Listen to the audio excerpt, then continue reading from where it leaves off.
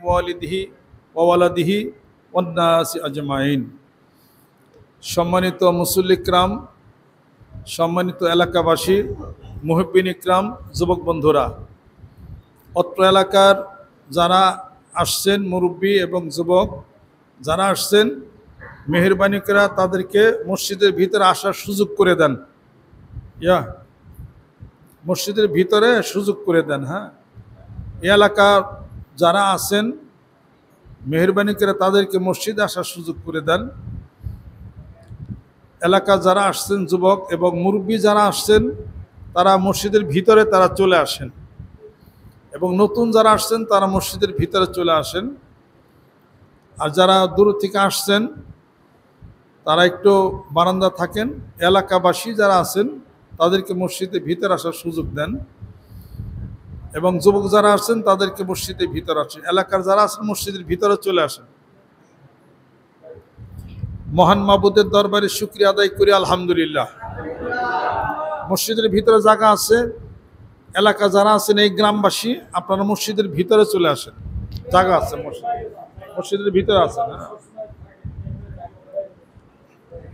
মসজিদের ভিতরে জায়গা আছে। হ্যাঁ, মহান মাবুদের দরবারে শুকরিয়া আদায় করি যে আল্লাহ পাক ভালো একটা জায়গায়, ভালো একটা অবস্থানে এই সুন্দর একটা পরিকল্পনার সমাপ্তি এই মসজিদে হয়েছে, আলহামদুলিল্লাহ। আমার হাতে সময় খুব কম থাকে, তবুও ইচ্ছা ছিল যে তাড়াতাড়ি আমি উপস্থিত হব। আর আপনাদের সকলের প্রচেষ্টা, আর্থিক সহযোগিতা, ভালোবাসা এবং যে সংস্থার মাধ্যমে মসজিদ প্রতিষ্ঠিত হয়েছে, সবাইকে আন্তরিক মোবারকবাদ এবং সম্মান জানিয়ে আজকে এখানে আমরা সকলে উপস্থিত হয়েছি নামাজ আদায়ের জন্য। জুমার নামাজ মসজিদে যিনি জুমার নামাজ আদায় করেন, যারা মসজিদ তৈরি করেন, সহযোগিতা করেন, আল্লাহ পাক উভয়কে ক্ষমা করছেন, আলহামদুলিল্লাহ। নতুন যুবক বন্ধুরা যারা আসছেন, কলেজের ছাত্র, তারা মসজিদে চলে আসেন। মসজিদে তাদেরকে জায়গা করে দেন, ভিতরে জায়গা আছে।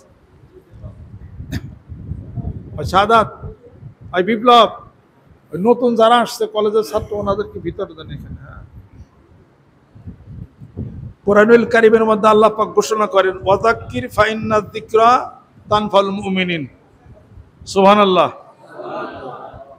তুমি মানুষদেরকে কিছু উপদেশ, কিছু কথা বলো, মানুষ উপকৃত হবে। সুবহানাল্লাহ। আর তুমি এমন কিছু বলো না যেটা তুমি আমল করো না। লিমা তাকুলুনা মা লা তাফআলুন। তুমি নিজে করো না, মানুষকে কেন বলো? কাবুরা মাকতান ইনদাল্লাহি আন তাকুলু মা লা তাফআলুন। আমি আল্লাহর কাছে সবচেয়ে বেশি নিন্দনীয় এবং ঘৃণিত ওইটাই, যা তুমি মানুষকে বলো কিন্তু নিজে তুমি করো না। খুদ আমল না করকে दूसरे को ওয়াজ করনা, এ বেহুদা বকবক করনা হয়। নিজে আমল করি না, মানুষকে বলি, অনর্থক কথা এবং পেশাল পাড়া ছাড়া আর কিছু হতে পারে না। আল্লাহ রাব্বুল আলামিনের নিকটে দুটি কাজ পছন্দনীয়, দুটি কাজ নিন্দনীয়। দুটি কাজ পছন্দনীয়, দুটি কাজ নিন্দনীয়, যা আল্লাহ পছন্দ করেন না। দুটি কাজ পছন্দ করেন। এক নম্বর হলো আল ঈমানু বিল্লাহ, আল্লাহর প্রতি পূর্ণ বিশ্বাস, পূর্ণ ঈমান। আর আন্নাফু বিল মুসলিমিন, কোনো মানুষের জন্য কিছু করা, সহযোগিতা করা, টাকা দেওয়া হোক, পয়সা দেওয়া হোক, আদর দেওয়া হোক, স্নেহ দেওয়া হোক, মায়া মমতা দেওয়া হোক, ভালোবাসা দেওয়া হোক, সহযোগিতা করে হোক, প্রশংসা করে হোক, এটা মানুষের কিছু উপকার করা। আল্লাহ বলেন এই দুটি জিনিস আমি আল্লাহর কাছে সবচেয়ে বেশি প্রিয়। সুবহানাল্লাহ। ঈমান অর্থ কি? ঈমান মানে বিশ্বাস। ঈমান মাথায় থাকে না, ঈমান পেটে থাকে না, ঈমান কানে থাকে না, ঈমান কলবে থাকে। সুবহানাল্লাহ। ইন্নামাল মুমিনুনা আল্লাযীনা ইযা যুকিরাল্লাহু ওয়াজিলাত কুলুবুহুম ওয়া ইযা তুলিয়াত আলাইহিম আয়াতুহু যাদাতহুম ঈমানা ওয়া আলা রাব্বিহিম ইয়াতাওয়াক্কালুন। ইমান অন্তরের ব্যাপার, ইমান ভিতরের ব্যাপার, বিশ্বাসের ব্যাপার। ইমানের তিনটা অংশ, একটা মুখে উচ্চারণ করবেন, ইকরার বিল লিসান, দ্বিতীয় নম্বর তাসদিক বিল জানান, অন্তরে বিশ্বাস করবেন, ও আমাল বিল আরকান, অঙ্গ প্রত্যঙ্গের দ্বারা কাজে প্রমাণিত করবেন। সুবহানাল্লাহ। অতএব এই ইমান হলো ভিতরের জিনিস, অন্তর্নিহিত জিনিস। ইমান বাড়ানোর দরকার আছে না নাই? ইমান যে কাজে বাড়ে ও কাজ আমরা করি না, যেই কাজে ইমান কমে সেই কাজ আমরা ব্যক্তি করি। অনেকদিন বাঁচতে চান, তাই না? অনেকদিন বাঁচতে চান, কেউ যদি জিজ্ঞাসা করা হয় আপনি মরবেন কবে, তখন সে কি বলবে? যে তোমার কি মাথা খারাপ, তুমি আমার মরণের কথা কও? কেন, মরতে তো হবি। কবে? তাড়াতাড়ি মরতে চান না বেশি না, অনেকদিন বাঁচতে চান, কবরটা কোন জায়গায় হইব? তোমার কি মাথা খারাপ? আমি তাজা মানুষের মারতাম, সবার জিজ্ঞাসা করো কবর কোন জায়গায়। কেন, মরবেন তো ঠিকই, সত্য কথা বললে রাগন কেন? কবর কোন জায়গায় দেবেন এটা জিজ্ঞেস করলে মানুষ রাগ হয়। অর্থাৎ সে মনে করে আমি মরবো না, মরবো ওই বাড়ির চাচা। অতএব কবরের কথা জিজ্ঞাসা করলেও সে রাগ করে। সত্য কথা বললে মানুষ রাগ হয়। আর যদি বলা হয় ভাই আপনি অনেক দিন বাঁচবেন, জীবনে মরার চান্স নাই, ভাই এক কাপ চা খেয়ে যা, তোরই দেখলাম এক পর্যন্ত কইলি আমি আজীবন বাঁচবো। আমি আসলে কিন্তু আজীবন বাঁচবে না কিন্তু কেউ। শোনেন, আল্লাহ রাব্বুল আলামিন বলেন আমি আল্লাহর কাছে দুটি সবচেয়ে প্রিয় আর দুটি স্বভাব সবচেয়ে বেশি খারাপ, যা আমি আল্লাহ পছন্দ করি না। এক নম্বর হলো আশিরকু বিল্লাহ, আমি আল্লাহর সাথে শিরক করে। দ্বিতীয় নম্বর অদ্দর্র বিল মুসলিমিন, কোনো মানুষের কোনো ক্ষতি করে। মানুষের ক্ষতি করা যায়, হাত দিয়ে মারেন ক্ষতি হয়, মুখের কথা দিয়ে কষ্ট দেন ক্ষতি হয়, টাকা পয়সা দিয়ে বিরুদ্ধাচরণ করেন ক্ষতি হয়। এগুলো সবই হলো মানুষের ক্ষতি। আল্লাহ পাক বলেন আমার বান্দা যখন কোনো বান্দার ক্ষতি করে আমি আল্লাহর কাছে ঘৃণিত অপরাধ। আর আমার বান্দা যখন আমার শক্তির সামনে পৃথিবীর কাউকে যখন শক্তির সম্পৃক্ততা করে, এটা আমি আল্লাহ পাক পছন্দ করি না। আমায় ইশরিক বিল্লাহে ফাকাদ দাল্লা দালালাম বাঈদা, যে ব্যক্তি শিরক স্থাপন করলো সুদূর পরাহত পদভ্রষ্ট সে হয়ে গেল। ইন্নাল্লাহা লা ইয়াগফিরু আন ইউশরাকা বিহি ওয়া ইয়াগফিরু মা দুনা যালিকা। আল্লাহ পাক বলেন আমি শিরকের গুনাহ কখনো আমি ক্ষমা মাপ আমি করি না। ইন্নাশ শিরকা লা যুলমুন আযীম, নিশ্চয় শিরক হলো সবচেয়ে বড় বেশি অত্যাচার এবং খারাপ জিনিস। আল্লাহ পাকের দরবারে শুকরিয়া আদায় করি। কাজেই ভিতর ইমানটা হলো ভিতরের জিনিস, আর মুসলমানিত্ব এটা হলো বাহিরের জিনিস। আপনি মাথায় টুপি দেন মুসলমান, দাড়ি রাখছেন বলবেন মুসলমান, জুব্বা পরছেন বলবেন আমি তো মুসলমান, গরু জবাই করছেন আমি তো মুসলমান, কিন্তু ইমান আজও ঠিক হয় নাই। ইমানটা হলো ভিতরের জিনিস। সেটা হুজরাতের মধ্যে আল্লাহ পাক ঘোষণা করেন, কিছু লোক এসে বলতেছেন ইয়া রাসূলুল্লাহ আমরা তো ইমান আনছি। আল্লাহ নবী সাল্লাল্লাহু আলাইহি ওয়াসাল্লাম বলেন তোমরা বলো এখনো ইমান আনতে পারো নাই, তোমরা বলো আমরা ইসলাম গ্রহণ করছি। ইমান ভিতরের দিক। কাজে এই ইমান এর মালিক আল্লাহ পাক। ইন্না আরাদনাল আমানাতা আলাস সামাওয়াতি ওয়াল আরদি ওয়াল জিবালি ফাআবাইনা আন ইয়াহমিলনাহা ওয়াশফাকনা মিনহা ওয়া হামালাহাল ইনসান, আমি আমার আমানত অর্থাৎ এই ইমান আসমান জমিন পাহাড়ে রাখতে চাইলাম, আসমান বলে না, পাহাড় বলে না, জমিন বলে না, ওয়া হামালাহাল ইনসান, মানুষের মধ্যেই সেই ইমানের আমানত আছে। জোরে জোরে কোন সুবহানাল্লাহ। ইমানটা যদি ঠিক হয়, আজকে মনে করেন আপনি রাস্তা দিয়ে গেছেন, আপনার ভ্যানে চড়ে গেছেন, ভ্যানে চড়ে একটা উল্টাই খাইছেন, নামাজ পড়তে আইসা হইতে পারে, তাহলে পরে দোষ কার? দোষ ভ্যানওয়ালার, দোষ চাক্কার, দোষ কার? দোষ কপালের। অর্থাৎ বলতে হবে আল্লাহ কোনো না কোনো মঙ্গল আছে যার ফলে আমি ভ্যানের থেকে পড়ে গেছি, আল্লাহ নামাজ বাদ দেবে না, মসজিদে যাবো। ইমান আনছি বললেই হবে না, পরীক্ষা হবে আল্লাহর পক্ষ থেকে।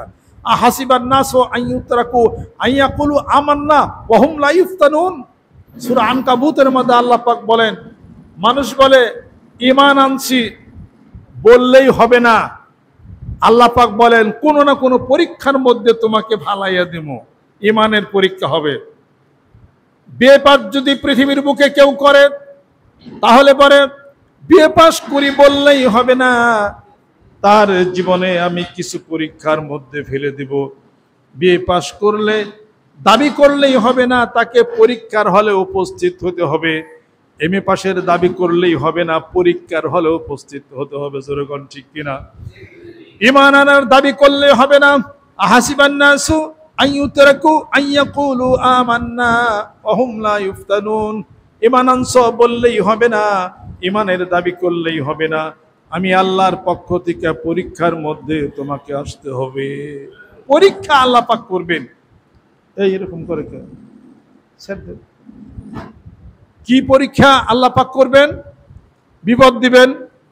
বিপদ দিবেন, সমস্যা দিবেন, অসুখ দিবেন, জ্বর দিবেন, তুফান দিবেন। এরপরে ইরিদান খ্যাত মেন্দা খায় ফালাইব, শিলাবৃষ্টিতে নষ্ট হয়ে যাবে। এই সব কিছুর মধ্যে কি করতে হবে? এইটাই করতে হবে যে আল্লাহ, কোনো মঙ্গল আছে এই রেখা নষ্ট হয়েছে, কোনো মঙ্গল আছে আমার এই ক্ষতি হয়েছে, আল্লাহ তুমি সমস্ত কাজের জামিনদার হয়ে যাও। জোরে জোরে কান সুবহানাল্লাহ। ইজা আসাবাতুহুম মুসিবাতুন ক্বালু ইন্না লিল্লাহি ওয়া ইন্না ইলাইহি রাজিউন। বিপদ সমস্যা যখন আসবে তখন কি বলবেন? ইন্না লিল্লাহি ওয়া ইন্না ইলাইহি রাজিউন। জোরে কান সুবহানাল্লাহ। এই আলাপ আলোচনা, এই কথাগুলি কোরআন যদি না তেলাওয়াত করি, কোরআন যদি না পড়ি, না বুঝি, তাহলে সমাজে কি আপনি বলতে পারবেন? আপনার স্ত্রীকে বলতে পারবেন? আপনার সন্তানকে বলতে পারবেন? আপনার ভাইকে বলতে পারবেন? অতএব প্রত্যেকটা ক্ষেত্রে, গ্রামে গঞ্জে, মাঠে ময়দানে, সকল জায়গাতে কোরআনুল কারিমের আলো যদি ছড়িয়ে পড়ে, গোটা সংসার, গোটা দেশ, গোটা গ্রাম সৌন্দর্যমণ্ডিত হয়ে যাবে। জোরে জোরে সুবহানাল্লাহ। যদি কোরআন তেলাওয়াত করেন তাহলে তো এই আয়াত পড়বেন, লা ইন শাকারতুম লা আযীদান্নাকুম ওয়া লা ইন কাফারতুম ইন্না আযাবি লাশাদীদ। আল্লাহ পাক বলেন, আমি যত নিয়ামত দিছি তোমাদেরকে, তোমরা নিয়ামতের শুকরিয়া আদায় করো, যদি করো নিয়ামত বাইরে যাবে। জোরে কান সুবহানাল্লাহ। তো সুন্দর ধান হইছে, ধান কাটেন আর বলবেন যে এবারে ধানগুলো অনেক ভালো হইছে রে, একটা শুকাইলেন, রোদটা ভালো আল্লাহ দিছে, ডুল উঠাইলেন, কত খুশি। মুখে এগুলো না করে বলেন আলহামদুলিল্লাহ, সুবহানাল্লাহ। আল্লাহ বলেন সুন্দর ধান দিছি, রোদ দিলাম, ডুলে উঠাইলি, এই কৃতিত্ব তোমার না, এই কৃতিত্ব আমি আল্লাহ। অতএব তুমি বলো আলহামদুলিল্লাহ। লা ইন শাকারতুম লা আযীদান্নাকুম, যদি শুকরিয়া করো দানের ফলন আরো বাড়িয়ে দিন। ওয়ালা ইন কাফারতুম ইন্না আযাবি লাশাদীদ, আর যদি তা না করো তাহলে কোন এক সময় দান তোমার কপাল থেকে উঠে যেতে পারে। কাজে রিজিকের মালিক কে? ধন সম্পত্তির মালিক কে? আল্লাহ পাক বলেন, আল্লাহু ইয়াবসুতুর রিজকা ওয়া ইয়াকবিদু, আমি রিজিক বাড়িয়ে দেই, আমি রিজিক কমিয়ে দেই, আমি ঘাটকে অঘাট করি, অঘাটকে ঘাট করি, আমি সকালে আমির বানাই আর সন্ধ্যায় ফকির বানাই। বিয়াদিহিল মুলক, আমার হাতেই সমস্ত রাজত্ব। অতার্যকমান্তাসি বিগাইরি হিসাব, অফরন্ত রিজিকের ভান্ডার থেকে বান্দা তোমাকে করে দে, কিন্তু তোমার আমার প্রতি বিশ্বাস আসতে হবে। এইটা হলো ভিতরের প্রকৃতি ঈমান। জোরে জোরে কান সুবহানাল্লাহ। ওই ব্যক্তি মুমিন, যেই ব্যক্তি আল্লাহ রাব্বুল আলামিনের জিকির যখন করবে তার ঈমান বাড়তে থাকবে। লিয়াজদাদু ঈমানাম মা ঈমানিহিম। জিকির মানে কি? সুবহানাল্লাহ, আলহামদুলিল্লাহ, আল্লাহু আকবার, লা ইলাহা ইল্লাল্লাহ, কোরআন শরীফ তেলাওয়াত, এটাই হলো জিকির। জোরে কান সুবহানাল্লাহ। জিকির যদি করেন ভিতরে ঈমান বাড়ে। সুবহানাল্লাহ। একবার সুবহানাল্লাহ বলেন, ঈমান বাড়বে, আবার বলেন, আবার ঈমান বাড়বে, আলো হবে, লাইট হবে। এইবার লোকটা সুস্থ হবে, আল্লাহ পাক রাজি হবেন, খুশি হবেন। দুনিয়ার কিছু বিপদ আপদ আল্লাহ পাক দিবেন, আপনি আমি কে? আইয়ুব আলাইহিস সালাতু ওয়াস সালাম আল্লাহ পাক বিপদ দিবেন না? দিবেন কি না? কি দিবেন বিপদ? শয়তান বলতেছে আল্লাহ পাকের কাছে যে আল্লাহ, তোমার নবী আইয়ুবকে এত ধন সম্পত্তি, এত টাকা পয়সা, এত উট গরু ছাগল বেরি, এতই কিছু ঐশ্বর্য দিছ তুমি, পরীক্ষা করো। নবী পরীক্ষায় পাস করে না ফেল করে তারপর সে বোঝা যায়। বাড়ি আছে, ঘর আছে, ব্যাগ কিছু আছে, পরীক্ষা কি করছো? তখন আল্লাহ পাক বলেন যে আয়ব প্রস্তুত হয়ে যাও, তোমাকে পরীক্ষা করা হবে। আইয়ুব আলাইহিস সালামের 6 জন ছেলে ছিলেন, বিশাল ধন সম্পত্তি বা অনেক কিছু ছিলেন। আল্লাহ পাক বলেন যে এবার পরীক্ষা করা হবে তোমাকে। আইয়ুব আলাইহিস সালাম যদি বলতেন যে আল্লাহ তোমার পরীক্ষা আমি ফেল পারব না, আমি আমার বিনা পরীক্ষা পাশ করে যাও, তেলেবুন হয়েছে তো পয়সা চাইতে। তিনি কি বললেন, হে আল্লাহ আমি প্রস্তুত আছি, পরীক্ষা করেন। আল্লাহ বলেন যাও পরীক্ষা হবে। একটু দুঃখ পাইলেন, বলতে শয়তান আমাকে একটু ক্ষতি করছে, একটা জায়গায় একটু শুইলা গেল, ওইখান থেকে ধাও বাড়া শুরু করে দিল। 6টা ছেলে আল্লাহ পাক নিয়ে গেলেন, গরু বাছর ধন সম্পত্তি সব ধ্বংস হয়ে গেল। 6টা ছেলে নিয়ে গেলেন, মানুষ বলা বলি করে আরে নবীর কেমন নবী, 6 ফুলাই মরে গেল গা, গরু ছাগল বিড়ি সব নিয়ে গেল গা, নবীর কোনো ক্ষমতা নাই। এরপরে নবীর অসুখ হইল, শরীরে কিরা ধরল, পছন্দ ধরল, 3 স্ত্রী আসলো, 2 জন গেল গা, বিবি রহিমা খালি থাকলো। এরপরে 18 বছর কিরাই খেলো, এখন পরীক্ষা খালি চলছেই। আল্লাহ পাক শয়তানরা বলে, শয়তান দেখ আমার নবীর পরীক্ষা চলছে, প্রত্যেকটা পরীক্ষায় আমার নবী পাশ করেছে। 18 বছর কিরাই খাওয়ার পরে এইবার যখন মানুষ দেখলো যে পয়সা গেছে, তখন আইয়ুব আলাইহিস সালামকে জঙ্গলের মধ্যে ফেলে দেওয়া হলো। কত বড় অপমান বেজ্জতি! এরপরও ইমান হারা হয় নাই, ইমান শক্ত আছে।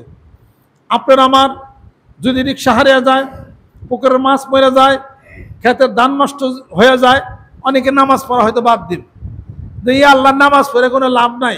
হ্যাঁ, 5 পাঁচ যারা ধান বুনছি সব নিয়ে গেলো গা, খামো কি আমি হে, নামাজ পড়ে আমার কি লাভ আছে? আমি রিক্সা চালে ভ্যান চালে খেতে ভেটান হয়ে গেছে আল্লাহ, আমি এখন কি করে খাবো? আল্লাহ পরীক্ষার জন্য নিছে।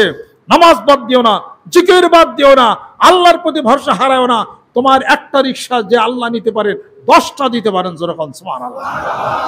তোমার 5 পাখির জমির ধান যে আল্লাহ দিছেন, ওই আল্লাহ পাক নিছেন। 10 পাখি জমির ধান আল্লাহ পাক রেডি করে রাখছেন। আসা রব্বুনা আন ইউবদিলানা খায়রাম মিনহা ইন্না ইলা রাব্বিনা রাগিবুন। যেরকম সুবহানাল্লাহ। এইবার যখন ওই কিরাতে যখন সমস্ত শরীর যখন খেয়ে ফেললো, এবার তখন জিহ্বার মধ্যে কিরা ধরছে। তখন আইয়ুব আলাইহিস সালাম বলে যে আল্লাহ আমার জিহ্বার মধ্যে কিরা ধরছে, আমার জিহ্বাটা যদি খেয়ে ফেলে আমি তো তোমার জিকির করতে পারবো না, আমি তো তোমার নাম নিতে পারবো না। আমাকে তুমি এতটুকু ধৈর্য ধারণ করো, এতটুকু আমাকে দাও যে আমার জিহ্বাটা যেন ঠিক থাকে, আমি যেন জিহ্বা দিয়া আল্লাহ আল্লাহ আমি যেন বলতে পারি। আল্লাহ পাক বলেন আইয়ুব তোমার সমস্ত পরীক্ষা শেষ হয়ে গেছে, এবার তুমি পাস। যেরকম সুবহানাল্লাহ। এবার শরীর স্বাস্থ্য ভালো হয়ে গেল, ধন সম্পত্তি ফিরা পাইল। ওই যে বউ 2 জন আসাল কয় নবী যখন শরীর ভালো হয়ে গেছে গা, আমরা ফিরাবার তার বউ হইয়া যাই। আল্লাহ পাক বলেন আইয়ুব এই সমস্ত নিমক হারাম বেঈমান 2 বউরে রাখো না, ওরা তোমার বিপদের সময় ছিল না, তাদেরকে ছেড়ে দাও, একজনে থাকো বিবি রহিমা। যেরকম সুবহানাল্লাহ। 1800 তারে 1800 কিরাই খাইল। প্রেমের মরা জলে ডুবে না, কথা বুঝতে হবে। এটা কি প্রেম করছিল আল্লাহর কাছে, আল্লাহর প্রেম ভালোবাসা, রাসূলের প্রেম ভালোবাসার প্রচন্ড গতিতে গোটা বিশ্ব পৃথিবীর সমস্ত আকর্ষণ সব দূরে গেছে। যেরকম সুবহানাল্লাহ। এই খেলা খেলেন নাই, মুসা আলাইহিস সালামের সাথে খেলেন নাই, বনী ইসরাঈলদের সাথে খেলেন নাই, আল্লাহর নবীর সাথে খেলেন নাই আল্লাহ পাক।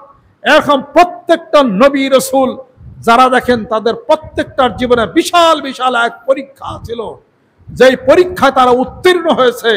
আর আমরা সাধারণ মানুষ, আমাদেরকে সামান্য কিছু কিছু পরীক্ষা আল্লাহ দিবেন, পাস করা যাইব না? একটু অসুখ, একটু মাথা বিষ, একটু হয়তো মুরগি চুরি লয়ে গেছে, একটু হয়তো একটু সামান্য ক্ষতি গেছে, আল্লাহ পাক বলেন আমার রাসূলের আমার বন্ধুর উম্মত যারা সব তো এমনি মাফ করে দিছি আমি, হালকা পাতলা কিছু বিপদ হইব আল্লাহর স্মরণ রাখার জন্য। যেরকম সুবহানাল্লাহ।